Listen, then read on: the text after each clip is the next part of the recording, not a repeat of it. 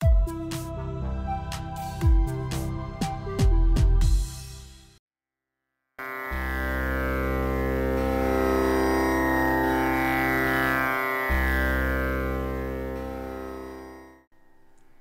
ராம், எல்லாருக்கும் நமஸ்காரம். இன்றைய தினம் ரிக்வேத உபாகர்மா எப்படி அனுஷ்டிக்கிறது அப்படிங்கிறத பற்றி தான் பார்க்க போகிறோம். இதை அனுஷ்டிக்கிறதுக்கு நாம் என்னென்ன திரவியங்கள் முதல்ல எடுத்து வச்சுக்கணும் அப்படின்னு பார்த்தோம்னா, 2 பில்லு பவித்திரம், கட்டதர்பங்கள், புது பூணல், பிரம்மச்சாரிகளாக இருந்தால் 1 பூணல், கிரகஸ்தாலாக இருந்தால் 2 பூணலோ 3 பூணலோ அவாவா சம்பிரதாயம் எப்படி போட்டுருக்கேளோ அதுக்கு தகுந்த மாதிரி எடுத்து வச்சுக்கணும். தேவ ரிஷி தர்ப்பணம் கொடுக்கறதுக்காக கொஞ்சம் போகிற எள்ளு, நிறையா அக்ஷதை. பொதுவாக நாம் தர்ப்பணம் பண்ணும்போது எள்ளு நிறையா இருக்கும், அக்ஷதை கம்மியாக இருக்கும். இங்கே அக்ஷதை நிறையா இருக்கணும், எள்ளு கொஞ்சம் போகிற இருக்கணும். ஆசன பாயில் உட்கார்ந்துண்டு கிழக்கு முகமாக உட்கார்ந்துண்டு நாம் இந்த உபாகர்மாவை அனுஷ்டிக்கணும். அதனால் ஒரு ஆசன பாய் வச்சுக்க வேண்டியது, பஞ்சபாத்திரத்தில் ஜலம் வச்சுக்கணும். அது கூடவே எக்ஸ்ட்ரா ஒரு சொம்புலையோ இல்லை ஒரு பாத்திரத்துலையோ தர்ப்பணங்கள் கொடுக்கறதுக்காக ஜலம் எடுத்து வச்சுக்கணும். ஏன்னா பிரம்மயஜ்ஞ தர்ப்பணம், தேவ ரிஷி தர்ப்பணம் அப்படின்னு 2 விதமான தர்ப்பணங்கள் இன்றைக்கி நாம் அனுஷ்டிக்க போகிறோம். அதனால் எக்ஸ்ட்ரா ஒரு பாத்திரத்துலையோ ஒரு சொம்புலையோ தீர்த்தம் எடுத்து வச்சுக்கோங்கோ. இது எல்லாத்தையும் எடுத்து வச்சுட்டதுக்கப்புறம் நாம் இந்த உபாகர்மாவை அனுஷ்டிக்க ஆரம்பித்தோம் அப்படின்னா இடையில நாம் எழுந்து போக வேண்டிய சூழ்நிலைகள் ஏற்படாது. அதே மாதிரி மகா சங்கல்பம் முடிஞ்சதுக்கப்புறம் சக்தி உள்ளவர்கள், அதாவது யாரால் முடியுமோ அவர்கள் எல்லாரும் ஸ்நானம் பண்ணணும். மகா சங்கல்பம் ஆனதுக்கப்புறம் அந்த பவித்திரத்தை எடுத்து பஞ்சபாத்திரத்திலேயே வச்சுட்டு போய் ஸ்நானம் பண்ணி நூத்தன வஸ்திரம் தரிச்சுக்கிறது, புது வேஷ்டி கட்டிக்கணும். புது வேஷ்டி கட்டிண்டு நெத்திக்கிட்டு மேற்கொண்டு வரக்கூடிய காரியக்கிரமங்களை கண்டினியூ பண்ணணும். முக்கியமாக கிரகஸ்தாலாக இருக்கக்கூடியவர்கள் பஞ்சகச்சம் கட்டிண்டு இதை பண்ணினோம் அப்படின்னு சொன்னால் அழகாக இருக்கும். பிரம்மச்சாரி குழந்தைகளாக இருக்கக்கூடியவர்கள் வஸ்திரம் கட்டிண்டு வேஷ்டி கட்டிண்டு பண்ணுறது உத்தமமாக இருக்கும்.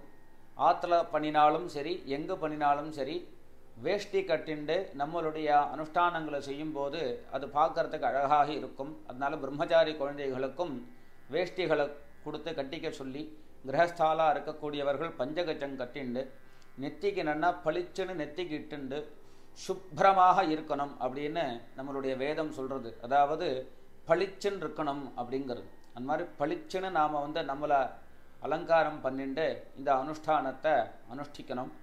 அடுத்தபடியாக நாம் அடுத்ததாக நம்ம இந்த அனுஷ்டானத்தை இப்படி அனுஷ்டிக்கிறது அப்படிங்கிறத பார்க்கலாம்.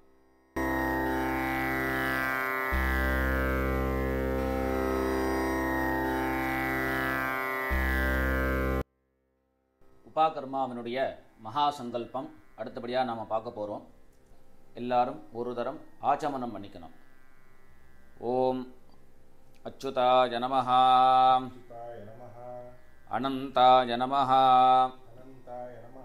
கோவிந்தாய நமஹ. ஜலம் எடுத்து வாயை ஒரு தரம் தொடச்சிக்க வேண்டியது. மறுபடியும் ஜலம் எடுத்துண்டு கையை ஒரு தரம் தொடச்சிக்க வேண்டியது. கேசவா நாராயணா, மாதவா கோவிந்தா, விஷ்ணு மதுசூதனா, திரிவிக்ரமா வாமனா, ஸ்ரீதரா ஹிருஷிகேஷா, பத்மநாபா தாமோதரா. எல்லாரும் பவித்திரத்தை எடுத்து கையில் போட்டுக்கோங்கோ. பவித்திரத்தோடு சேர்த்து 2 தர்பங்களை காலங்கீழே நடுப்புற சென்டரில் போட்டுக்க வேண்டியது. கொஞ்சம் போகிற தீர்த்தம் எடுத்து கையை தொடச்சிக்க வேண்டியது. கையை தொடச்சுண்டு 2 தர்பங்களை பவித்திரத்தோட கையில் மடக்கிக்க வேண்டியது. விக்னேஸ்வர பிரார்த்தனை 2 கைகளாலையும் தலையில் கொட்டிக்கோங்க.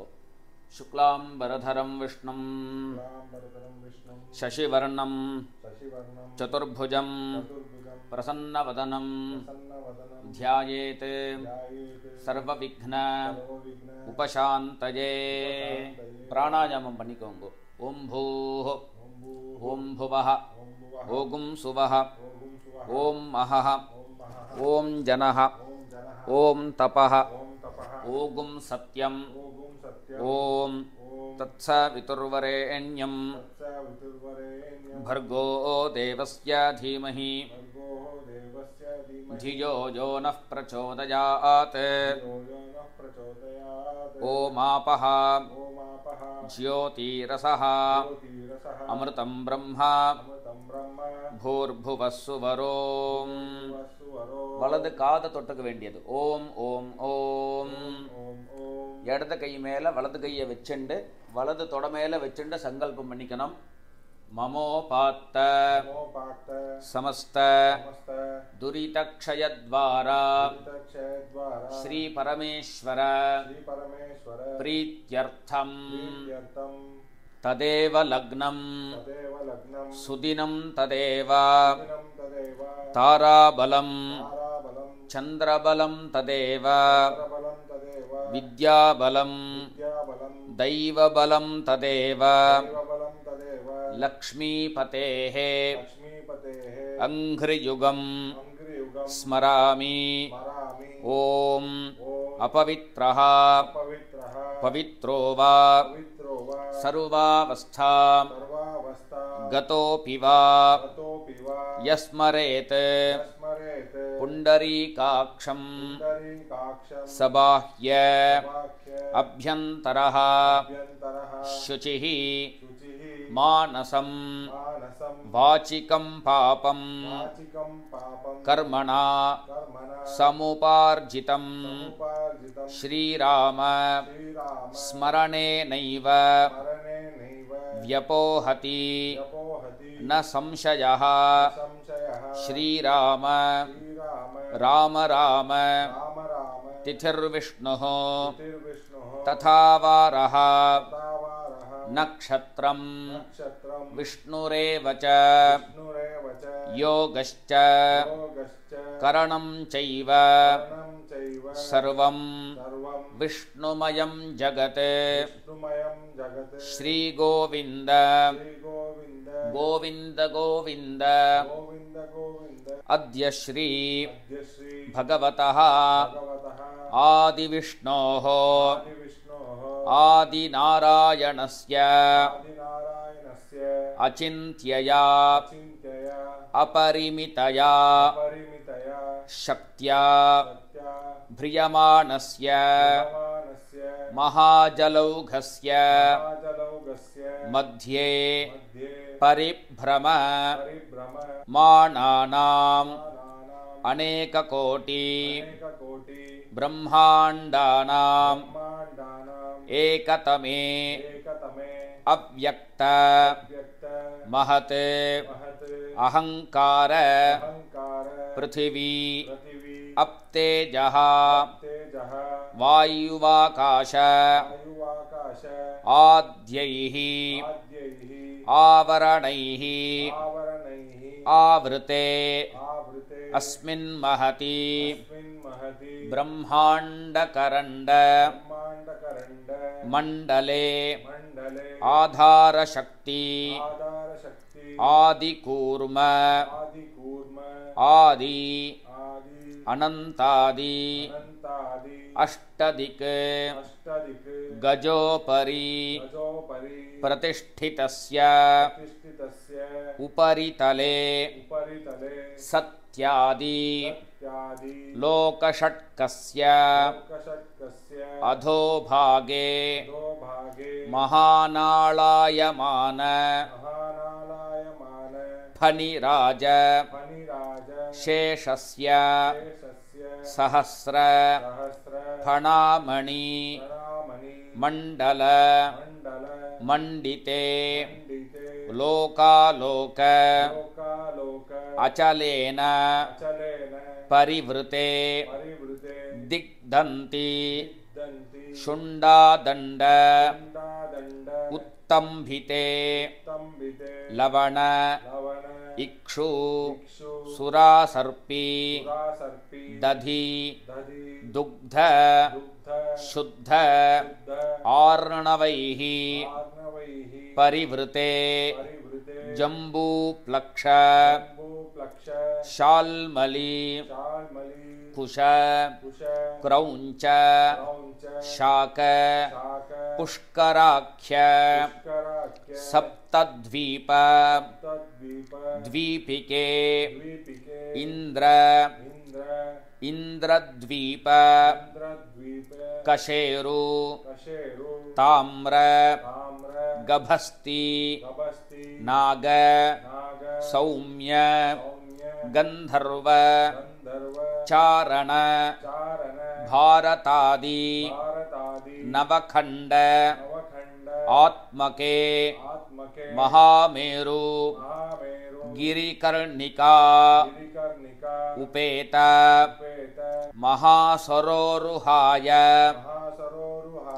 मान पंचाशत कोटियोजन विस्तीर्ण भूमंडले सुमेरु निषध हेमकूट हिमाचल माल्यवत् पारियात्रक गंधमादन कैलास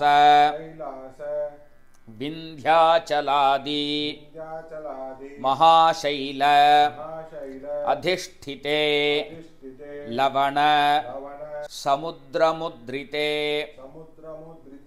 भारत किं पुरुष हरीलावृत रम्यक हिरण्मय कुरु भद्राश्व केतुमाल्य नववर्ष उपशोभिते जम्बूद्वीपे भारतवर्षे भरतखण्डे मेरोः दक्षिणे पार्श्वे कर्मभूमौ स्वाम्यवन्ती कुरुक्षेत्रादि समभूम अर्धरेखायाः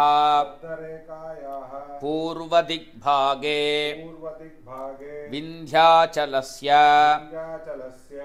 दक्षिणदिग्भागे दण्डकारण्ये गोदावर्याः दक्षिणे तीरे सकल जगत्स्रष्टुः परार्धद्वय जीविनः ब्रह्मणः प्रथमे परार्धे पंचाशत अब्दात्मिके अतीते पंचाशत अब्दादौ प्रथमे वर्षे प्रथमे मासे प्रथमे पक्षे प्रथमे दिवसे अहनी द्वितीये यामे तृतीये मुहूर्ते स्वायंभुव स्वारोचिष उत्तम तामस रैवत चाक्षुष आख्येषु षट्सु मनुषु व्यतीतेषु सप्तमे वैवस्वत मन्वन्तरे अष्टाविंशतितमे वर्तमाने कलियुगे प्रथमे पादे शालिवाहन शकाब्दे चांद्र सावन सौरादिमान भ्रमिते प्रभवादीनां षष्ठी संवत्सराणां मध्ये विश्वावसु नाम संवत्सरे दक्षिणायने ग्रीष्मऋतौ कटकमासे शुक्लपक्षे पौर्णमास्यां शुभतिथौ स्थिरवासर युक्तायां श्रवणनक्षत्र युक्तायां शुभयोग शुभकरण एवं गुण विशेषण विशिष्टायाम् अस्यां पौर्णमास्यां शुभतिथौ सर्वपाप अपहरण निपुण श्री परमेश्वर प्रीत्यर्थम अनादि अविद्या वासनया प्रवर्तमाने अस्मिन् महति संसारचक्रे विचित्राभिः कर्मगतिभिः विचित्रासु योनिषु पुनः पुनः अनेकधा जनित्वा केनापि पुण्यकर्म विशेषेण इदानीं तनु मानुष्ये द्विजजन्म विशेषं प्राप्तवतः मम इह जन्मनि पूर्वजन्मसु मया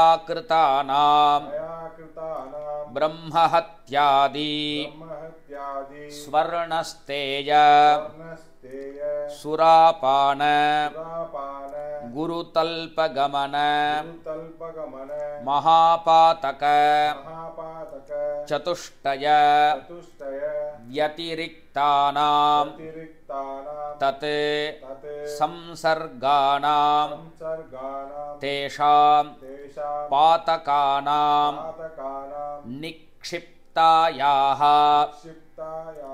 शरणागतायाः पतिव्रतायाः संगम निमित्तानां निषिद्ध शास्त्र अभिगमन आदीनां विद्वत् ब्राह्मण पंक्तिभेद आचरण वार्धकी विधवा वेश्य वृषल्यादि संसर्ग निमित्तानां बाल्ये वयसि कौमारे यौवने वाक्काय वार्धिक्ये जाग्रत स्वप्न सुषुप्ति अवस्थासु मनोवाक्काय कर्मेन्द्रिय व्यापारैः ज्ञानेन्द्रिय व्यापारैश्च संसर्ग निमित्तानां तत् सहभोजन तत् उच्छिष्ट भक्षण अश्वयोनि पश्वादि योनि रेतस्खलित निमित्तानां गोवध पश्वादि योनि रेतस्खलित निमित्तानां स्त्रीशूद्र विट क्षत्रिय वध निमित्तानां अश्वादि वाहन इक्षुकाण्ड घातक परापवादन भृतक अध्यापन असत् प्रतिग्रहण वृक्षच्छेदन अच्छेदन धान्यरौप्य धान्यरौप्य पशुस्तेय पशुस्तेय वार्धुषीकरण वार्धुषीकरण शूद्रसेवा शूद्रसेवा शूद्रप्रेष्य शूद्रप्रेष्य हीनजाति हीनजाति प्रतिग्रह प्रतिग्रह हीनसख्य हीनसख्य पंक्तिभेदन पंक्तिभेदन पाकभेदन पाकभेदन परान्नभोजन परान्नभोजन असत् असत् शास्त्रालाप शास्त्रालाप ग्रामाधिकार रामाधिकार मठाधिकार मठाधिकार पौरोहित्य पौरोहित्य परीक्षा परीक्षा पक्षपातक पक्षपातक तटाक तटाक आराम आराम विक्रय विक्रय तटाक तटाक विच्छेदकादि विच्छेदकादि समपातकानां समपादकानां ज्ञानतः ज्ञानतः सकृत्कृतानां सकृत्कृतानां अज्ञानतः अज्ञानतः असकृत् असकृत् कृतानां कृतानां ज्ञानतः ज्ञानतः अज्ञानतश्च अज्ञानतश्च अभ्यस्तानां अभ्यस्तानां अत्यन्त अत्यन्त अभ्यस्तानां अभ्यस्तानां निरन्तर निरन्तर अभ्यस्तानां अभ्यस्तानां निरन्तर निरन्तर चिर चिर अभ्यस्तानां अभ्यस्तानां चिरकाल चिरकाल अभ्यस्तानां अभ्यस्तानां संकलीकरणानां संकलीकरणानां मलिनीकरणानां मलिनीकरणानां अपात्रीकरणानां पात्रीकरणानां जातिभ्रंशकराणां जातिभ्रंशकराणां अविहित अभिहित कर्माचरण कर्माचरण विहित विहित कर्मत्याग कर्मत्याग आदीनां आदीनां प्रकीर्णकानां कीर्णकानां उपपातकानां उपपादकानां महापातकानां महापादकानां समपातकानां समपादकानां एवं एवं नवानां नवानां नवविधानां नवविधानां बहूनां बहूनां बहुविधानां बहुविधानां सर्वेषां सर्वेषां पापानां पापानां अपनोदन अपनोदन द्वारा द्वारा अयाज्य अयाज्य याजन याजन असत् असत् प्रतिग्रह प्रतिग्रह अभक्ष्य भक्ष्य अभक्षण भक्षण अभोज्य भोज्य भोजन भोजन पेयापेयादि पेयापेयादि समस्त समस्त पापक्षयार्थं पक्षयार्थं भास्करक्षेत्रे भास्करक्षेत्रे अलमेलुमंगा अलमेलुमंगा समेत समेत प्रसन्न प्रसन्न वेंकटेश्वर वेंकटेश्वर स्वामी सन्निधौ स्वामी सन्निधौ वल्ली देवसेना समेत वल्ली देवसेना समेत श्री सुब्रह्मण्य श्री सुब्रह्मण्य स्वामी सन्निधौ स्वामी सन्निधौ पूर्णा पूर्णा पुष्कलांबा समेत पुष्कलांबा समेत हरिहरपुत्र हरिहरपुत्र स्वामी सन्निधौ स्वामी सन्निधौ बालांबिका समेत बालांबिका समेत वैद्यनाथेश्वर वैद्यनाथेश्वर स्वामी सन्निधौ स्वामी सन्निधौ गुरुवात गुरुवात पुरीश्वर पुरीश्वर स्वामी सन्निधौ स्वामी सन्निधौ अश्वत्थ अश्वत्थ नारायण नारायण स्वामी सन्निधौ स्वामी सन्निधौ विनायकादि विनायकादि समस्त समस्त हरिहर हरिहर देवता देवता स्वामी सन्निधौ स्वामी सन्निधौ दैव ब्राह्मण दैव ब्राह्मण स्वामी सन्निधौ स्वामी सन्निधौ त्रयस्त्रिंशत् त्रयस्त्रिंशत् कोटिदेवता कोटिदेवता सन्निधौ सन्निधौ मम मम समस्त समस्त பாபக்ஷயார்த்தம் पापक्षयार्थं ஸ்ராவண்யாம் श्रावण्या பௌர்ணமாஸ்யாம் पौर्णमास्याम् அத்தியாய अध्याय உத்சர்ஜன उत्सर्जन கர்மாங்கம் कर्माङ्गं மாத்யான்னிக माध्याह्निक ஸ்நானமகம் स्नानमहं கரிஷ்யே. करिष्ये. கையில் பவித்திரத்தோட சேர்த்து வச்சுட்டு இருக்கக்கூடிய தர்பையை இடது பக்கம் கீழே போட்டுட வேண்டியது. அதாவது வடக்க போட்டுட்டு ஜலம் எடுத்து கையை தொடச்சிக்க வேண்டியது. எல்லாரும் பிரார்த்தனை பண்ணிக்கோங்க. அதிக்ரூர अतिक्रूर மகாகாய महाकाय கல்பாந்த कल्पान्त தஹனோபம धनोपम பைரவாய भैरवाय நமஸ்துப்யம் नमस्तुभ्यं அனுஜ்ஞாம் अनुज्ञां தாத்துமர்ஹசி दातुमर्हसि துர்போஜன दुर्भोजन துராலாப दुरालाप துஷ்பிரதிக்ரஹ प्रतिग्रह சம்பவம் संभवं பாபம் ஹர पापं हर மம க்ஷிப்ரம் मम क्षिप्रं சஹ்யகன்யே सत्यकन्ये நமோஸ்துதே नमोऽस्तुते த்ரிராத்ரம் त्रिरात्रं ஜாஹ்னவி தீரே जाह्नवीतीरे பஞ்சராத்ரந்து पञ्चरात्रन्तु யாமுனே यामुने சத்யः புனாது सद्यः पुनातु காவேரி कावेरी பாபம் पापम् ஆமரணாந்திகம் आमरणान्तिकं கங்கா கங்கேதி गङ्गा गङ्गेति யோ ப்ரூயாத் यो ब्रूयात् யோஜனானாம் योजनानां சதைரபி शतैरपि முச்யதே मुच्यते சர்வபாபேப்யः सर्वपापेभ्यः விஷ்ணுலோகம் विष्णुलोकं சகச்சதி. सगच्छति.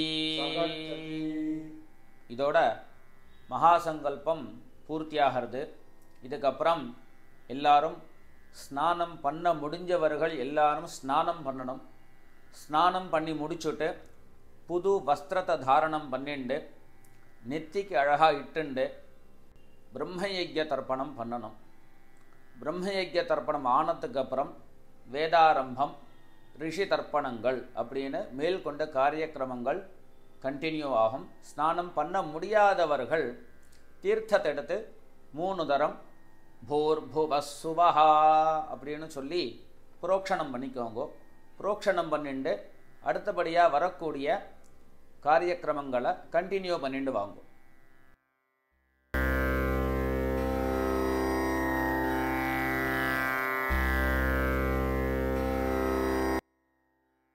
ரிக்வேத பிரம்ம யஜ்ஞம் எப்படி பண்ணுறது அப்படிங்கிறத பற்றி தான் பார்க்க போகிறோம். ஒரு சொம்பில் தீர்த்தம் எடுத்து வச்சுக்கோங்க. தர்ப்பணம் கொடுக்கறதுக்கு ஒரு தாம்பாளம், ஆசனபாயை போட்டுண்டு கிழக்கு முகமாக உட்கார்ந்துண்டு பிரம்மயஜ்ய தர்ப்பணம் செய்யணும். பிரம்மயஜ்ய தர்ப்பணம் ஆரம்பிப்போம். முதல்ல ஒரு உத்தரணி தீர்த்தம் எடுத்துட்டு எல்லாரும் ஆச்சமனம் பண்ணிக்கோங்க. ஓம் அச்சுதாய நமஹ, ஓம் அனந்தாய நமஹ, ஓம் கோவிந்தாய நமஹ. ஜலம் எடுத்து கையை தொடச்சுக்கோங்க. கேசவா நாராயணா, மாதவா கோவிந்தா, விஷ்ணு மதுசூதனா, திரிவிக்ரமா வாமனா, ஸ்ரீதரா ஹிருஷிகேஷா, பத்மநாபா தாமோதரா. விக்னேஸ்வர பிரார்த்தனை எல்லாரும் 2 கைகளாலையும் தலையில் கொட்டிக்கோங்க. சுக்லாம்பரதரம் விஷ்ணும் சசிவர்ணம் சதுர்புஜம் பிரசன்னவதனம் த்யாயேத் சர்வவிக்ன உபசாந்தயே. பிராணாயாமம் பண்ணிக்கோங்க. ஓம் பூஹ், ஓம் புவஹ, ஓம் சுவஹ, ஓம் மஹஹ, ஓம் ஜனஹ, ஓம் தபஹ, ஓம் சத்யம், ஓம் தத்சவிதுர்வரேண்யம் भर्गो देवस्य धीमहि धियो यो नः प्रचोदयात्. ओमापः ज्योतिरसः अमृतं ब्रह्मा भूर्भुवस्सुवरोम्. वलது காதை தொட்டுக்கோங்க. ஓம் ஓம் ஓம். சங்கல்பம் இடது கையை கீழே வச்சுண்டு வலது கையால் மூடிண்டு வலது தொடையில் வச்சுட்டு சங்கல்பம் பண்ணிக்கோங்க. மமோ பார்த்த समस्त दुरितक्षयद्वारा श्री परमेश्वर प्रीत्यर्थम ब्रह्मयज्ञेन यक्ष्ये जलम எடுத்து கையை தொடச்சுக்கோங்க. विद्युदसि विद्यमे पाप्मानं ऋतात् सत्यम उपैमि ओं भूर्भुवः सुवः ओं तत्सवितुर्वरेण्यं ओं भर्गो देवस्य धीमहि ओं धियो यो नः प्रचोदयात् हरिः ओं अग्निमीळे मधुच्छन्दा अग्निर्गायत्री मधुच्छन्दा ऋषिः अग्निर्देवता गायत्री छन्दः ब्रह्मयज्ञ स्वाध्याये विनियोगः ओम अग्निमीळे पुरोहितं यज्ञस्य देवं ऋत्विजं होतारं रत्नधातमं हरिः ओम इषेत्वा ऊर्जेत्वा वायवस्थ उपायवस्थ देवो वः सविता प्रार्पयतु श्रेष्ठतमाय कर्मणे हरिः ओम अग्न आयाहि गीतये गृणानः हव्यदातये निहोता सत्सि बर्हिषि हरिः ओम शन्नो देवीः अभिष्टये आपो भवन्तु पीतये शंयोः अभिस्रवन्तु नः हरिः ओम अथ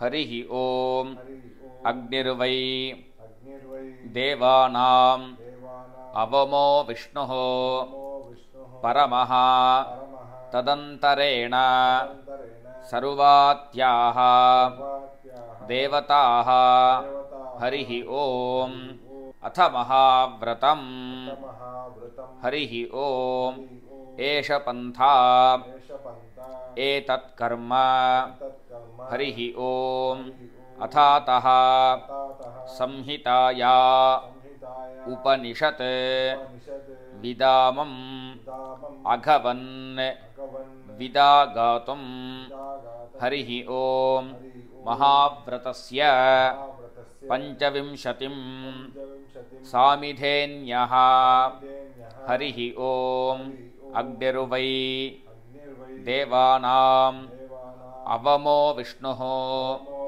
परमः हरिः ओम अथैतस्य समाम्नायस्य उक्तानि वैतानिकानि हरिः ओम समाम्नाय समाम्नातः वृद्धिरादैच मयरस तजभन लगसम्मतम् अथ शिक्षां प्रवक्ष्यामि पंचसंवत्सरं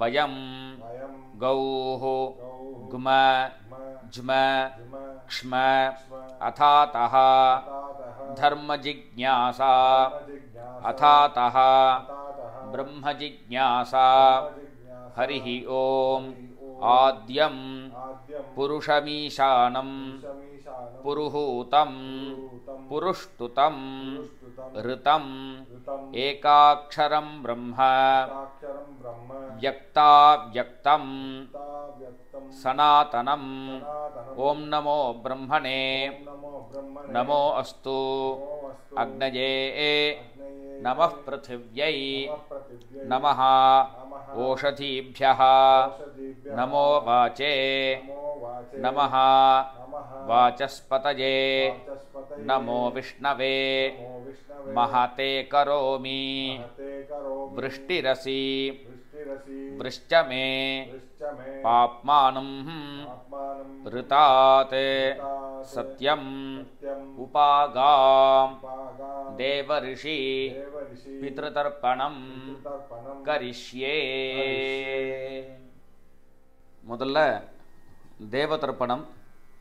ஒவ்வொரு தினமும் தர்ப்பணம் கொடுக்கும்போது உள்ளங்கையில் தீர்த்தம் எடுத்துட்டு நுனி விரலால் தர்ப்பணம் கொடுக்க வேண்டியது. எல்லாரும் வரக்கூடிய மந்திரங்களை சொல்லி தர்ப்பணம் பண்ணுங்க. பிரஜாபதிஸ்திருப்யதோ பிரஜாபதிஸ்திருப்யதோ பிரஜாபதிஸ்திருப்யதோ பிரம்மா திருப்யதோ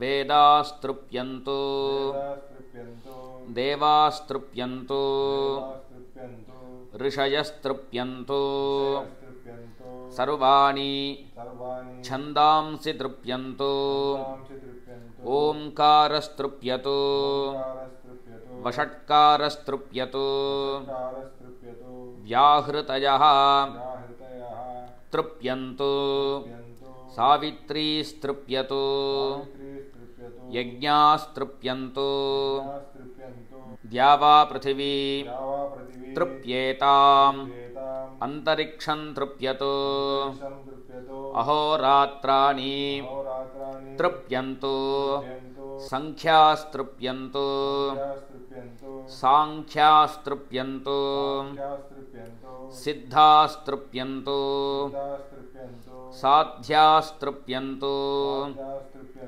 समुद्रास्तृप्यन्तो नद्यस्तृप्यन्तो गावस्तृप्यन्तो गिरयस्तृप्यन्तो क्षेत्रौषधी वनस्पति गन्धर्व अप्सरसः तृप्यन्तो नागास्तृप्यन्तो वयांसि तृप्यन्तो विप्रास्तृप्यन्तो यक्षास्तृप्यन्तो रक्षांसि तृप्यन्तो भूतानि तृप्यन्तो एवमन्तानि तृप्यन्तो.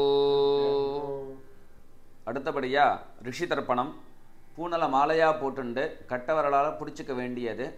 பிடிச்சுன்ட்டு உள்ளங்கையில் தீர்த்தம் எடுத்து சுண்டு வரல் பக்கமாக ரிஷிகளுக்கு தர்ப்பணம் கொடுக்க வேண்டியது. பண்ணிக்கோங்க. शतर्चनस्तृप्यन्तो माध्यमास्तृप्यन्तो विश्वामित्रस्तृप्यतो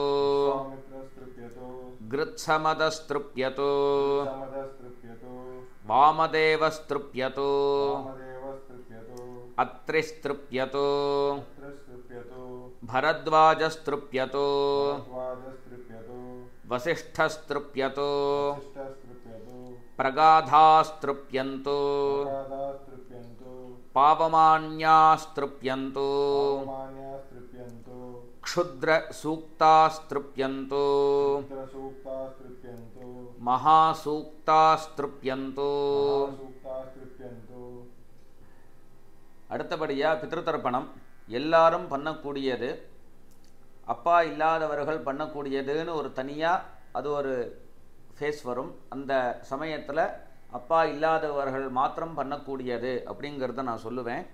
அது வரைக்கும் எல்லாரும் பண்ணக்கூடிய பித்ருதர்ப்பணம். எல்லாரும் மணிக்கட்டு வரைக்கும் பூனலை இடம் பண்ணிக்க வேண்டியது. அதாவது பிராச்சீனா வீட்டியாக போட்டுண்டு மணிக்கட்டு வரைக்கும் வச்சுண்டு எல்லாரும் தீர்த்தம் எடுத்துண்டு மரிச்சா மாதிரி தர்ப்பணம் பண்ணணும். சுமந்து ஜெய்மினி வைஷம்பாயன பைல சூத்ரகார भाष्य भारत महाभारत धर्माचार्याः तृप्यन्तो जानन्ति बाहवी गार्ग्य गौतम गौतम शाकल्य साकल्य बाभ्रव्य आभ्रव्य माण्डव्य माण्डव्य माण्डूकेयाः माण्डूकेयाः तृप्यन्तो तृप्यन्तो गार्गी गार्गी वाचग्नवी वाचग्नवी तृप्यतो तृप्यतो बडबा बडवा प्रातिथेयी प्रातिथेयी तृप्यतो तृप्यतो सुलभा सुलभा मैत्रेयी मैत्रेयी तृप्यन्तो तृप्यन्तो खहोलं तर्पयामि अहोलं तर्पयामि कौशीतकं तर्पयामि कौशीतकं तर्पयामि महाकौशीतकं महाकौशीतकं तर्पयामि तर्पयामि भरद्वाजं तर्पयामि भरद्वाजं तर्पयामि पैङ्गं तर्पयामि पैङ्गं तर्पयामि महापैङ्गं तर्पयामि महापैङ्गं तर्पयामि सुयज्ञं तर्पयामि सुयज्ञं तर्पयामि साङ्ख्यायनं तर्पयामि साङ्ख्यायनं तर्पयामि ऐतरेयं तर्पयामि ऐतरेयं तर्पयामि महैतरेयं तर्पयामि महैतरेयं तर्पयामि शाकलं तर्पयामि साकलं तर्पयामि बाष्कलं तर्पयामि भास्कलं तर्पयामि गार्ग्यं तर्पयामि गार्ग्यं तर्पयामि गौतमं तर्पयामि गौतमं तर्पयामि सुजातवक्त्रं तर्पयामि सुजातवक्त्रं तर्पयामि औदवाहिं तर्पयामि औदवाहिं तर्पयामि महौदवाहिं तर्पयामि महौदवाहिं तर्पयामि सौजामिं तर्पयामि सौजामिं तर्पयामि शौनकं तर्पयामि शौनकं तर्पयामि आश्वलायनं तर्पयामि आश्वलायनं तर्पयामि ये चान्ये ये चान्ये आचार्याः आचार्याः ते सर्वे ते सर्वे तृप्यन्तु இதன் பிறகு தாயார் தகப்பனார் இல்லாதவர்கள் மாத்திரம் பண்ணக்கூடிய தர்ப்பணம் எல்லாரும் பண்ணிக்கோங்க. பித்ருன் ஸ்வதா நமஸ்தர்ப்பயாமி பிதாமகான் ஸ்வதா நமஸ்தர்ப்பயாமி பிரபிதாமகான் ஸ்வதா நமஸ்தர்ப்பயாமி மாத்ரு ஸ்வதா நமஸ்தர்ப்பயாமி பிதாமஹி ஸ்வதா நமஸ்தர்ப்பயாமி प्रपितामही स्वधा नमस्तर्पयामि सपत्नीक मातामहान् स्वधा नमस्तर्पयामि सपत्नीक मातुः पितामहान् स्वधा नमस्तर्पयामि सपत्नीक मातुः प्रपितामहान् स्वधा नमस्तर्पयामि यत्र क्वचन संस्थानं क्षुतृष्ण उपहतात्मनां भूतानां तृप्तये तोयम् इदमस्तु यथा सुखं तृप्यत तृप्यत तृप्यत. ஜலங்களை தர்ப்பணம் பண்ணி முடிச்சுட்டு எல்லாரும் பூணில் உபவீத்தியாக போட்டுக்கணும். ஒரு தரம் ஆச்சமனம் பண்ணிக்கணும். இதோட ரிக்வேத பிரம்மயஜ்யம் பூர்த்தியாகிறது.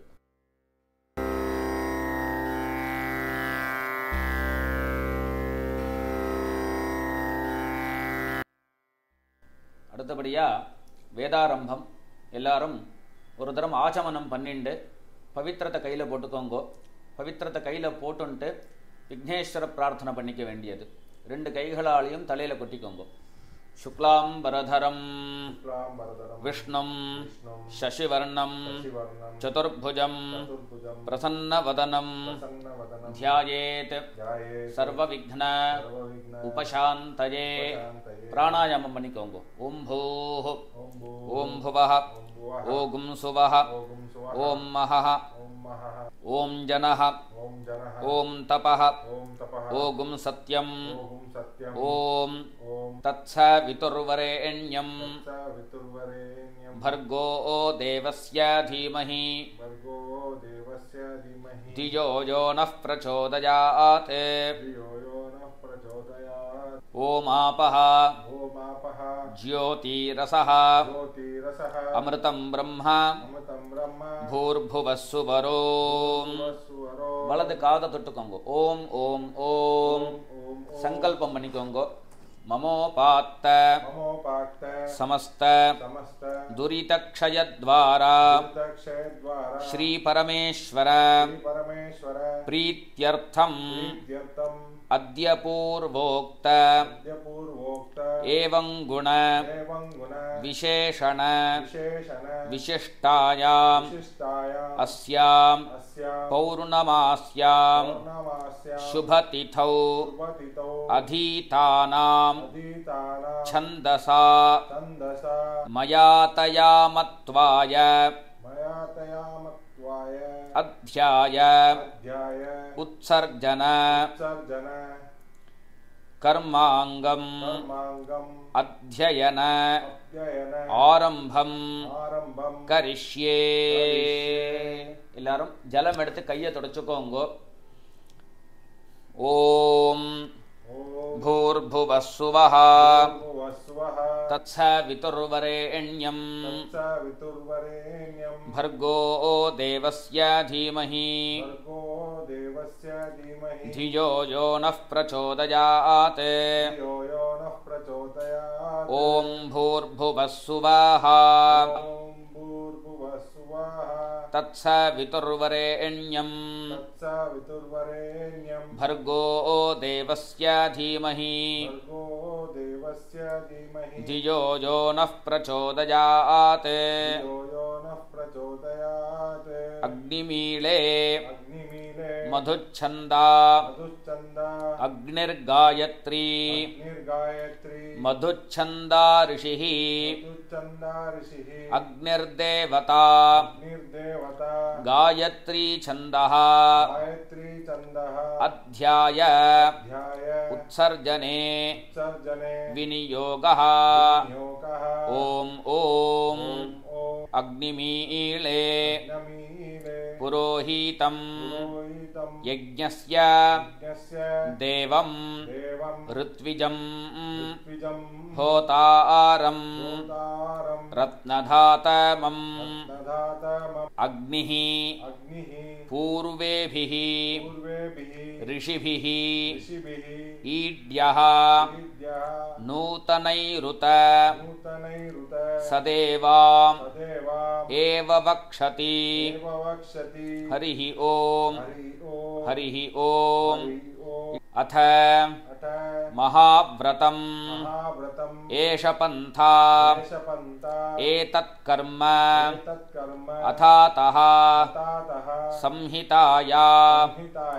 उपनिषत् विदा मघवन् विदा महाव्रतस्य पञ्चविंशति सामिधेन्यः अग्निर्वै देवानाम् अवमो विष्णुः परमः अथैतस्य समाम्नायस्य हरिः ॐ इषेत्वा ऊर्जेत्वा वायवस्थ उपायवस्थ देवो वः सविता प्रार्पयतु श्रेष्ठतमाय कर्मणे हरिः ॐ अग्न आयाहि वीतये गृणाणः हव्यदातये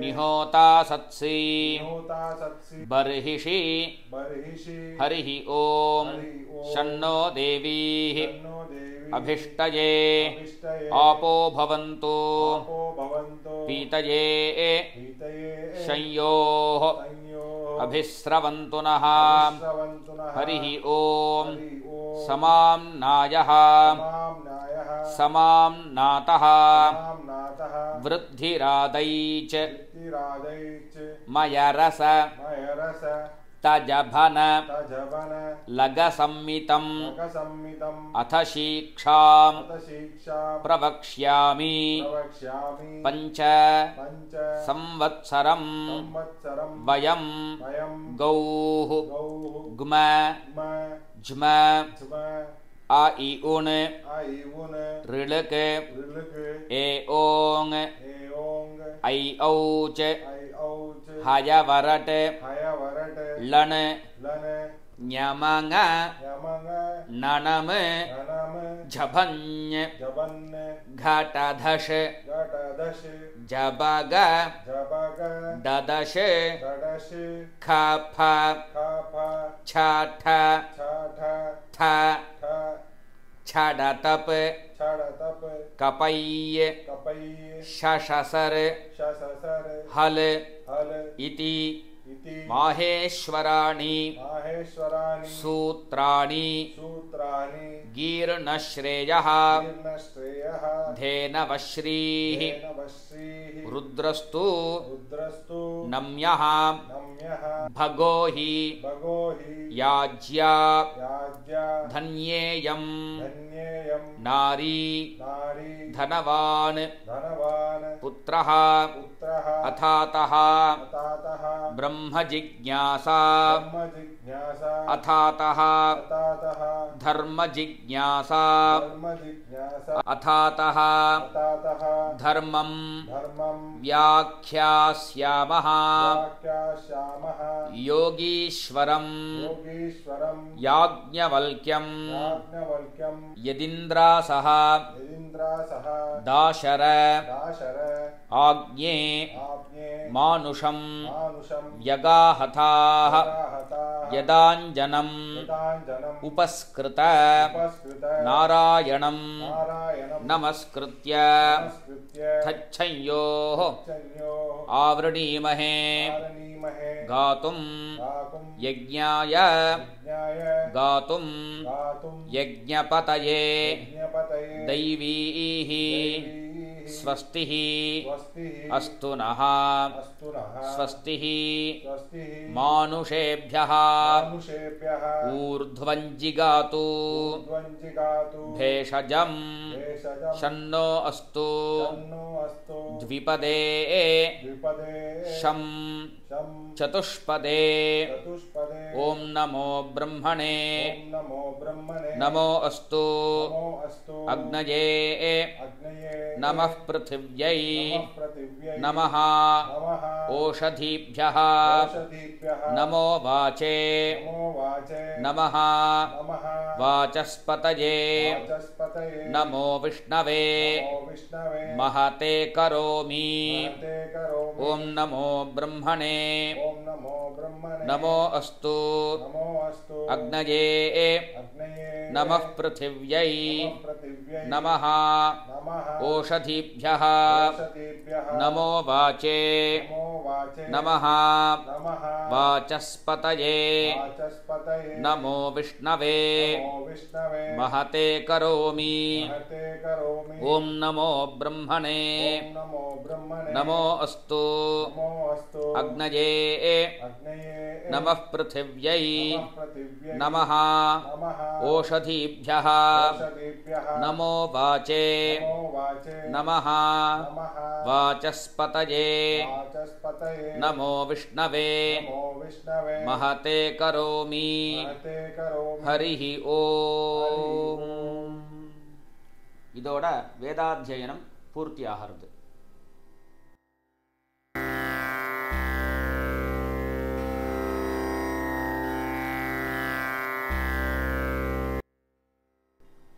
இப்போது தேவ ரிஷி பித்ரு தர்ப்பணம்.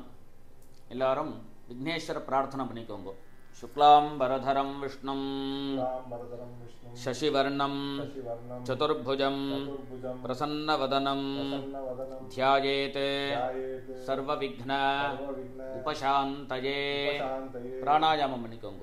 ओम भूः ओम भुवः ओगुं सुवः ओम महः ओम जनः ओम तपः ओगुं सत्यं ओम तत्सवितुर्वरेण्यं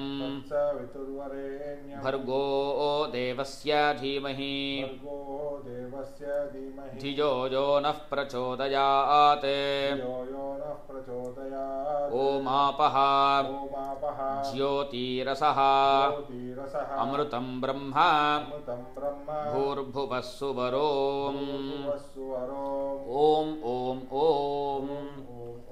ममोपात्त ममोपाक्त समस्त समस्त दुरितक्षय दुरितक्षय द्वारा द्वारा श्री परमेश्वर परमेश्वर प्रीत्यर्थम प्रीत्यर्थम् अद्य पूर्वोक्त अद्य पूर्वोक्त एवं गुण विशेषण विशेषण विशिष्टायां विशिष्टायाम् अस्यां अस्यां पौर्णमास्यां पौर्णमास्यां शुभतिथौ शुभतिथौ परमश्रेय परमश्रेय प्राप्त्यर्थम् प्राप्त्यर्थम् अथैतस्य अतैतस्य स्वाध्यायस्य स्वाध्यायस्य वीर्यवत् वीर्यवत् अर्थम् अर्थम् स्वाध्याय स्वाध्याय अध्ययन अध्ययन आत्मकम् आत्मकम् देवऋषि देवऋषि पितृ पितृ प्रीत्यर्थम् प्रीत्यर्थम् सावित्र्यादि सावित्र्यादि नव नव प्रधान प्रधान देवतानाम् देवतानाम् अज्ञादि अज्ञादि एकविंशति एकविंशति मण्डल मण्डल देवतानाम् देवतानाम् ब्रह्मयज्ञ ब्रह्मयज्ञ देवतानाञ्च देवतानाम् च தர்ப்பணம் தர்ப்பணம் கரிஷ்யே. கரிஷ்யே. எல்லாரும் ஜலம் எடுத்து கையை தொடச்சுக்கோங்கோ. மேல்கொண்டு தேவ ரிஷி தர்ப்பணம், அதோட பிரம்ம யஜ்யத்தில் நாம் பண்ணியிருக்கக்கூடிய அத்தனை தேவதைகளுக்கும் தர்ப்பணம். இந்த தர்ப்பணத்தில் எள்ளு அக்ஷத இது ரெண்டுத்தையும் நம்மளுடைய ஜலபாத்திரத்தில் சேர்த்துன்ற வேண்டியது. அதோடையே அந்த எள்ளு அக்ஷத கலந்த ஜலத்தினால தர்ப்பணம் பண்ண வேண்டியது. முதல்ல தேவ தர்ப்பணம், உள்ளங்கையில் தீர்த்தம் வாங்கிண்டு நுனிவிரலால் தர்ப்பணம் பண்ண வேண்டியது. எல்லாரும் தர்ப்பணம் பண்ணிக்கோங்க. சாவித்ரீன் தர்ப்பயாமி சாவித்ரீன் தர்ப்பயாமி பிரம்மாணம் தர்ப்பயாமி பிரம்மாணம் தர்ப்பயாமி ஸ்ரத்தாம் தர்ப்பயாமி ஸ்ரத்தாம் தர்ப்பயாமி மேதாம் தர்ப்பயாமி மேதாம் தர்ப்பயாமி பிரஜ்ஞாம் தர்ப்பயாமி பிரஜ்ஞாம் தர்ப்பயாமி தாரணாம் தர்ப்பயாமி தாரணாம் தர்ப்பயாமி சதசஸ்பதின் தர்ப்பயாமி சரஸ்வதீம் தர்ப்பயாமி அனுமதின் தர்ப்பயாமி அனுமதிம் தர்ப்பயாமி சந்தாம்சி சந்தாம்சி ரிஷீஸ்தர்ப்பயாமி தர்ப்பயாமி அக்னிம் தர்ப்பயாமி அக்னிம் தர்ப்பயாமி அப்ரணசூர்யம் சூர்யம் தர்ப்பயாமி தர்ப்பயாமி அக்னிம் தர்ப்பயாமி அக்னிம் தர்ப்பயாமி சகுந்தம் தர்ப்பயாமி சகுந்தம் தர்ப்பயாமி அக்னிம் தர்ப்பயாமி அக்னிம் தர்ப்பயாமி ஆபஸ்திருப்யந்தோ ஆபஸ்திருப்யந்தோ அக்னிம் தர்ப்பயாமி அக்னிம் தர்ப்பயாமி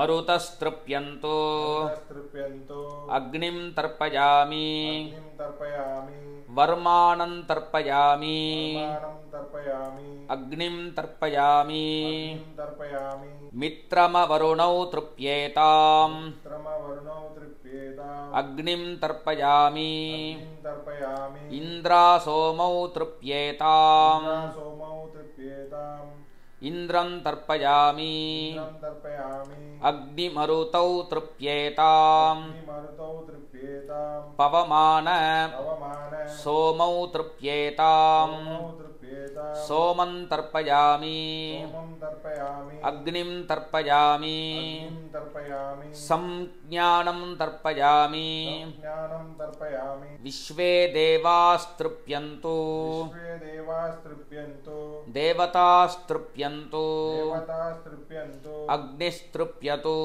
அக்னிஸ்திருப்யதோ விஷ்ணுஸ்திருப்யது விஷ்ணுஸ்திருப்யதோ பிரஜாபதிஸ்திருப்யது பிரஜாபதிஸ்திருப்யதோ பிரம்மா திருப்யது பிரம்மா திருப்யதோ வேதாஸ்திருப்யந்து வேதாஸ்திருப்யந்தோ தேவாஸ்திருப்யந்து தேவாஸ்திருப்யந்தோ ரிஷயஸ்திருப்யந்து ரிஷயஸ்திருப்யந்தோ சர்வாணி சர்வாணி छन्दांसि तृप्यतु சந்தாம்சி திருப்யதோ ओङ्कारस्तृप्यतु ஓங்காரஸ்திருப்யதோ वषट्कारस्तृप्यतु சத்காரஸ்திருப்யதோ व्याहृतयः யாஹிருதயः तृप्यन्तु திருப்யந்தோ सावित्री तृप्यतु சாவித்ரி திருப்யதோ यज्ञास्तृप्यन्तु யஜ்ஞாஸ்திருப்யந்தோ द्यावा पृथिवी யாவா பிருத்திவி तृप्येताम् திருப்யேதாம் अन्तरिक्षं तृप्यतु அந்தரிக்ஷம் திருப்யதோ अहोरात्राणि அஹோராத்ராணி तृप्यन्तु திருப்யந்தோ संख्यास्तृप्यन्तो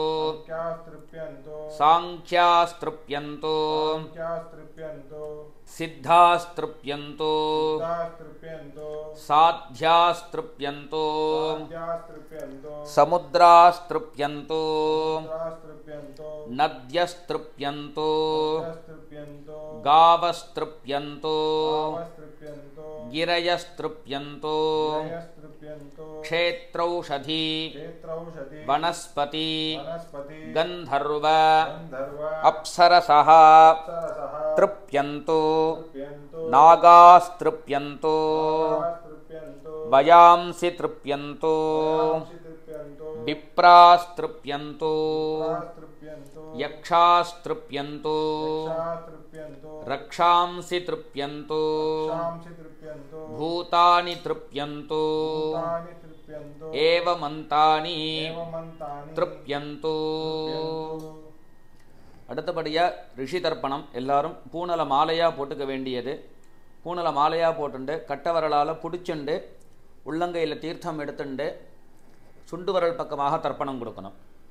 ஷதர்ச்சனஸ்திருப்யதோ दर्शनस्तृप्यतो மாத்யமாஸ்திருப்யந்தோ माध्यमास्तृप्यन्तो கிருத்சமதஸ்திருப்யதோ क्षमदस्तृप्यतो விஸ்வாமித்ரஸ்திருப்யதோ स्वामित्रस्तृप्यतो வாமதேவஸ்திருப்யதோ वामदेवस्तृप्यतो அத்ரிஸ்திருப்யதோ त्रिस्तृप्यतो भरद्वाजस्त्रुप्यतो वाजस्तृप्यतो वसिष्ठस्त्रुप्यतो वसिष्ठस्तृप्यतो प्रगाधास्त्रुप्यन्तो राधास्तृप्यन्तो पावमान्यास्त्रुप्यन्तो पावमान्यास्तृप्यन्तो क्षुद्रसूक्तास्त्रुप्यन्तो सूक्तास्तृप्यन्तो महासूक्तास्त्रुप्यन्तो महासूक्तास्तृप्यन्तो இதோட ரிஷி தர்ப்பணம் பூர்த்தியாகிறது. அடுத்தபடியாக பித்ரு தர்ப்பணம். எல்லாருமே பூனலை இடம் மணிக்க வேண்டியது. அதாவது பிராச்சீனா வீட்டியாக பண்ணிண்டு மணிக்கட்டு வரைக்கும் பூனலை வச்சுண்டு தர்ப்பணத்தை கட்டவரல் பக்கமாக மறித்து கொடுக்க வேண்டியது. அப்பா இருக்கிறவர்கள் இல்லாதவர்கள் எல்லாரும் பண்ணக்கூடிய தர்ப்பணம் சொல்லிக்கோங்க. சுமந்து सुमन्तो ஜைமினி जैमिनी வைஷம்பாயன वैशम्पायन பைல पैल சூத்ர सूत्र பாஷ்ய भाष्य பாரத भारत மகாபாரத महाभारत धर्माचार्याः धर्माचार्याः तृप्यन्तो तृप्यन्तो जानन्ति जानन्ति बाहवी बाहवी गार्ग्य गार्ग्य गौतम गौतम शाकल्य शाकल्य बाभ्रव्य भ्रव्य माण्डव्य माण्डव्य माण्डूकेयाः माण्डूकेयाः तृप्यन्तो तृप्यन्तो गार्गी गार्गी वाचग्नवी वाचग्नवी तृप्यतो तृप्यतो बडबा बडबा प्रातिथेयी प्रातिदेहि तृप्यतो तृप्यतो सुलभा सुलभा मैत्रेयी मैत्रेयी तृप्यतो तृप्यतो कहोलं तर्पयामि कहोलं तर्पयामि कौशीतकं तर्पयामि कौशीतकं तर्पयामि महाकौशीतकं तर्पयामि महाकौशीतकं तर्पयामि भरद्वाजं तर्पयामि भरद्वाजं तर्पयामि पैङ्गं तर्पयामि पैङ्गं तर्पयामि महापैङ्गं तर्पयामि महापैङ्गं तर्पयामि सुयज्ञं तर्पयामि यज्ञं तर्पयामि साङ्ख्यायनं तर्पयामि साङ्ख्यायनं तर्पयामि ऐतरेयं तर्पयामि ऐतरेयं तर्पयामि महैतरेयं तर्पयामि ऐतरेयं तर्पयामि शाकलं तर्पयामि शाकलं तर्पयामि बाष्कलं तर्पयामि भास्कलं तर्पयामि गार्ग्यं तर्पयामि गार्ग्यं तर्पयामि गौतमं तर्पयामि गौतमं तर्पयामि सुजातवक्त्रं तर्पयामि सुजातवक्त्रं तर्पयामि औदवाहिं तर्पयामि औदवाहिं तर्पयामि महौदवाहिं तर्पयामि औदवाहिं तर्पयामि सौजामिं तर्पयामि सौजामिं तर्पयामि शौनकं तर्पयामि शौनकं तर्पयामि आश्वलायनं तर्पयामि आश्वलायनं तर्पयामि तर्पयामि ये चान्ये ये चान्ये आचार्याः आचार्याः ते सर्वे ते सर्वे तृप्यन्तु तृप्यन्तु அடுத்தபடியா தாயார் தகப்பனார் இல்லாதவர்கள் மாத்திரம் பண்ணக்கூடிய தர்ப்பணம். தாயார் தகப்பனார் இருக்கிறவர்கள் பூனலை சரியாக போட்டுருங்கோ, அதாவது உபவீத்தியாக போட்டுருங்கோ. தாயார் தகப்பனார் இல்லாதவர்கள் மாத்திரம் வரக்கூடிய மந்திரங்களை சொல்லி தர்ப்பணம் கொடுங்கோ. பித்ருன் ஸ்வதா நமஸ்தர்ப்பயாமி, பிதாமகான் ஸ்வதா நமஸ்தர்ப்பயாமி, பிரபிதாமகான் ஸ்வதா நமஸ்தர்ப்பயாமி, மாத்ரு ஸ்வதா நமஸ்தர்ப்பயாமி, பிதாமஹி ஸ்வதா நமஸ்தர்ப்பயாமி, பிரபிதாமஹி ஸ்வதா நமஸ்தர்ப்பயாமி, மாதாமகான் ஸ்வதா நமஸ்தர்ப்பயாமி, மாதுः பிதாமகான் ஸ்வதா நமஸ்தர்ப்பயாமி, மாதுः பிரபிதாமகான் ஸ்வதா நமஸ்தர்ப்பயாமி, மாதாமஹி ஸ்வதா நமஸ்தர்ப்பயாமி, மாதுः பிதாமஹி ஸ்வதா நமஸ்தர்ப்பயாமி, மாதுः பிரபிதாமஹி ஸ்வதா நமஸ்தர்ப்பயாமி. யத்ர க்வச்சன சம்ஸ்தானம் க்ஷுத்ருஷ்ண உபஹதாத்மனாம் பூதானாம் திருப்தயே தோயம் இதமஸ்து யதா சுகம் திருப்யத திருப்யத திருப்யத. அந்த எள்ளு அக்ஷதை கலந்த ஜலத்தை எல்லாத்தையும் தர்ப்பணம் பண்ணி முடிச்சிருங்கோ. தர்ப்பணம் பண்ணி முடிச்சுட்டு அந்த ஜலத்தை விசர்ஜனம் பண்ணிவிட்டு சுத்தமான ஜலம் எடுத்துன்னு வந்து வச்சுட்டு உட்காந்துக்கோங்கோ. அடுத்தபடியாக யஜ்ஞோபவீத தாரணம், இதோட தேவ ரிஷி தர்ப்பணம் பூர்த்தி ஆகிறது.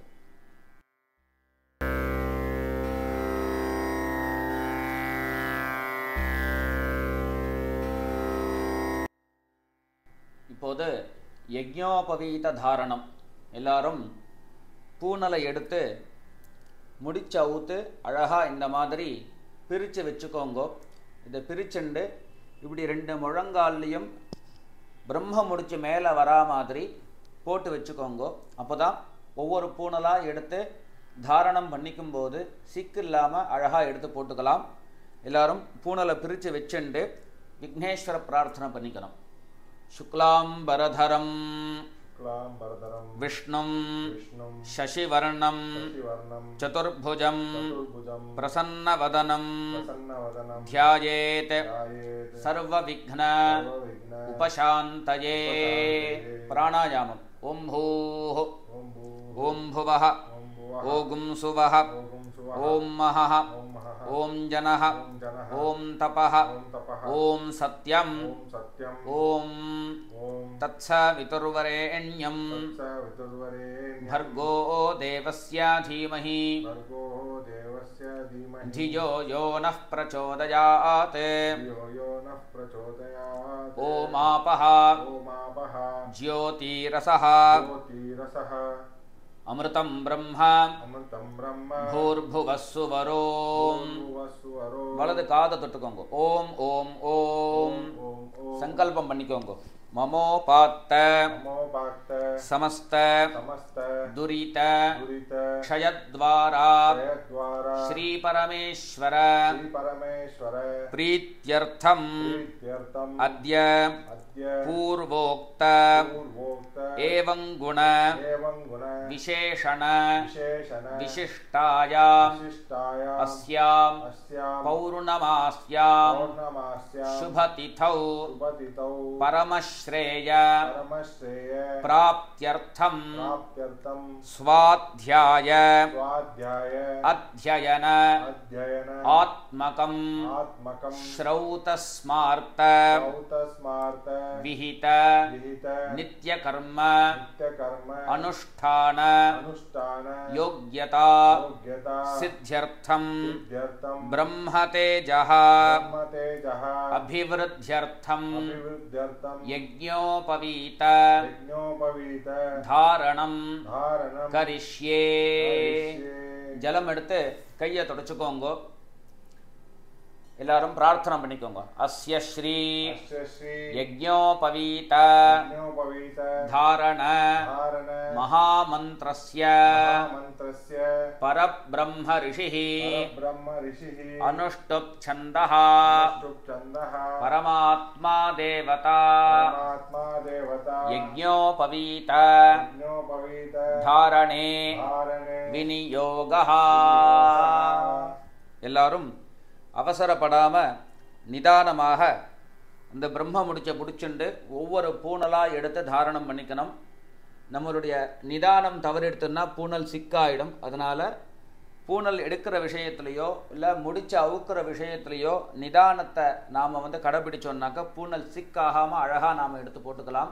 எல்லாரும் பூனலை எடுத்து வலது கையில் வச்சுண்டு வலது கையை மேல் பக்கமாகவும் இடது கையை கீழ்ப்பக்கமாகவும் பஞ்சபாத்திரத்தை தொட்டுண்டபடியே மந்திரத்தை சொல்லி முடிச்சதுக்கு அப்புறம் தாரணம் பண்ணிக்கணும்.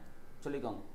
யஜ்ஞோபவீதம் यज्ञोपवीतं பரமம் परमं பவித்ரம் पवित्रं பிரஜாபதேः प्रजापतेः யத்சஹஜம் यत्सहजं புரஸ்தாத் पुरस्तात् ஆயுஷ்யம் आयुष्यम् அக்ரியம் अग्रियं பிரதிமுஞ்ச प्रतिमुञ्च சுப்ரம் शुभ्रं யஜ்ஞோபவீதம் यज्ञोपवीतं பலமஸ்து फलमस्तु தேஜः. तेजः ஓம்.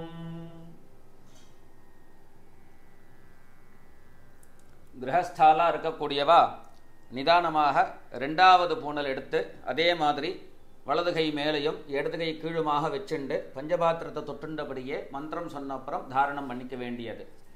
யஜ்ஞோபவீதம் यज्ञोपवीतं பரமம் परमं பவித்ரம் पवित्रं பிரஜாபதேः प्रजापतेः யத்சஹஜம் यत्सहजं புரஸ்தாத் पुरस्तात् ஆயுஷ்யம் आयुष्यम् அக்ரியம் अग्रियं பிரதிமுஞ்ச प्रतिमुञ्च சுப்ரம் शुभ्रं யஜ்ஞோபவீதம் यज्ञोपवीतं பலமஸ்து தேஜः. बलमस्तु तेजः ஓம்.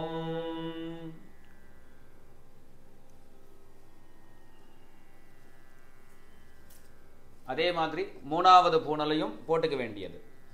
யஜ்ஞோபவீதம் यज्ञोपवीतं பரமம் परमं பவித்ரம் पवित्रं பிரஜாபதேः प्रजापतेः யத்சஹஜம் यत्सहजं புரஸ்தாத் पुरस्तात् ஆயுஷ்யம் आयुष्यम् அக்ரியம் अग्रियं பிரதிமுஞ்ச प्रतिमुञ्च சுப்ரம் शुभ्रं யஜ்ஞோபவீதம் यज्ञोपवीतं பலமஸ்து தேஜः. बलमस्तु तेजः ஓம்.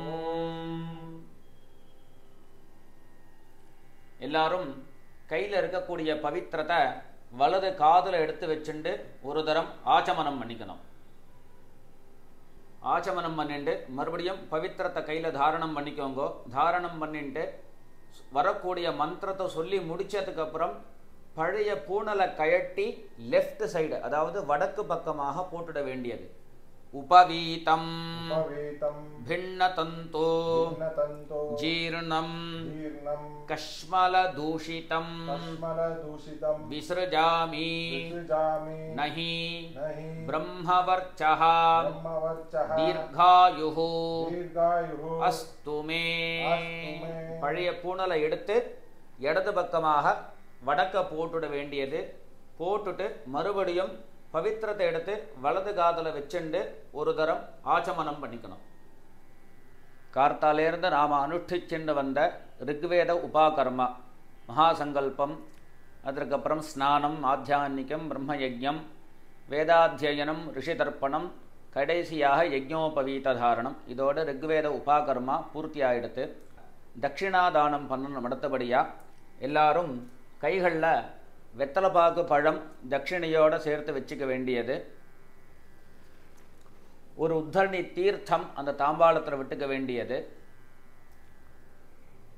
சொல்லுங்கோ. हिरण्यगर्भ हिरण्यगर्भ गर्भस्थं गर्भस्थं हेमबीजं हेमबीजं विभावसोः विभावसोः अनन्त अनन्त पुण्यफलदं पुण्यफलदम् अतः शान्तिं शान्तिं प्रयच्छ मे प्रयच्छ मे अनुष्ठित अनुष्ठित उपाकर्म उपाकर्म साद्गुण्यार्थम् गुण्यार्थम् इदं हिरण्यम् इदं हिरण्यं सदक्षिणाकं सदक्षिणाकं सताम्बूलं ताम्बूलं ब्राह्मणाय ब्राह्मणाय आचार्याय आचार्याय संप्रददे தாம்பாளத்தை பூமியில வச்சிட வேண்டியது ந மம नमः ஓம் தத்சத் तत्सत् எல்லாரும் இப்போ 2 உத்தரணி கையில தீர்த்தம் எடுத்துக்கோங்க சொல்லுங்க காயேன வாசா कायेन वाचा மனசா मनसा இந்திரியைர்வா इन्द्रियैर्वा புத்யா बुद्ध्या ஆத்மனா வா आत्मना वा பிரகிருதேஹ प्रकृतेः ஸ்வபாவாத் स्वभावात् கரோமி யத்யத் करोमि यद्यत् சகலம் பரஸ்மை सकलं परस्मै நாராயணாயேதி नारायणायेति समर्पयामि समर्पयामि। ओम तत्सत् ॐ तत्सत् सर्वं सर्वं பிரம்மார்ப்பணமஸ்து ब्रह्मार्पणमस्तु। கையில இருக்கக்கூடிய ஜலத்தை அப்படியே பூமியில விட்டுடுங்கோ கையில இருக்கக்கூடிய பவித்திரத்தை விசர்ஜனம் அதாவது பிரிச்சு இடது பக்கம் போட்டுட வேண்டியது போட்டுட்டு ஒரு தரம் ஆச்சமனம் பண்ணிக்கணும் இன்றைய தினம் ரிக்வேத உபாகரமா நாம எல்லாரும் எப்படி அனுஷ்டிக்கிறது அப்படிங்கிறத பார்த்தோம் எல்லாரும் இதுக்கப்புறம் ஆற்றுல உள்ள பெரிவாளுக்கெல்லாம் நமஸ்காரம் பண்ண வேண்டியது சுவாமிக்கு நமஸ்காரம் பண்ண வேண்டியது தட்சிணைய அவாவா ஆத்து வாத்தியாருக்கு சமர்ப்பிக்க வேண்டியது ஆத்து வாத்தியாருக்கு நமஸ்காரத்தை தெரிவித்து அவருடைய அனுகிரகத்தையும் கிரகிச்சிக்க வேண்டியது எல்லாரும் ரிஷிகளுடைய ஆசீர்வாதத்தினால ஸ்ரேயஸாக இருக்கணும் பரமக்ஷேமத்தோடு இருக்கணும் அப்படின்னு பிரார்த்தனை பண்ணிப்போம் இன்றைய தினம் ராத்திரி அன்னம் எடுத்துக்கக்கூடாது எல்லாரும் பலகாரம் தான் எடுத்துக்கணும் நாளைய தினம் காயத்ரி ஜபம் இன்னைக்கு அனுஷ்டிச்சா மாதிரி நாளைய தினமும் காயத்ரி ஜபத்தை அனுஷ்டிச்சு காயத்ரி தேவியினுடைய அனுகிரகத்தையும் கிரகிச்சுண்டு எல்லாரும் ஸ்ரேயஸாக இருப்போம் அப்படின்னு பகவானிடத்தில் பிரார்த்தனை பண்ணிப்போம் ராம் ராம் நமஸ்காரங்கள்